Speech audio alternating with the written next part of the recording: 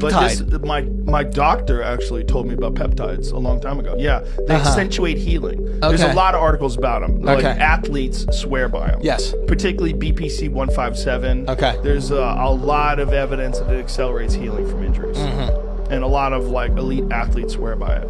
One of the most common peptides, or the more commonly known peptides, is called BPC157. And BPC actually stands for body protecting or body protection, I don't remember which, compound. Okay. So that is something that you find in the gastric mucosa, in gastric juice. So is it a natural peptide that you would normally find then? It's not? Yes, they originally gave it to rodent models to heal IBS and colitis and inflammatory gut issues because that's where it's found. So ultimately, BPC157 it's a string of amino acids, which is what a peptide actually is. So it has like an anti-inflammatory effect, a pain-relieving effect, and it would be something you'd use for chronic inflammation.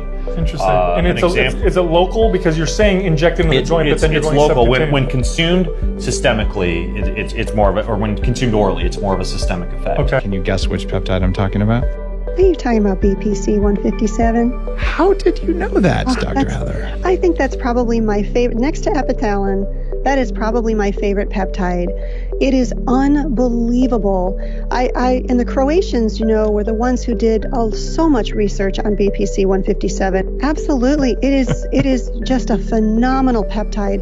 It's a body protective compound. It's isolated from human gastric juice, and it brings the body into homeostasis. So if you're too high on one thing, it brings you back down. If you're too low on something else, it brings you up. And it's incredibly powerful at healing tissue.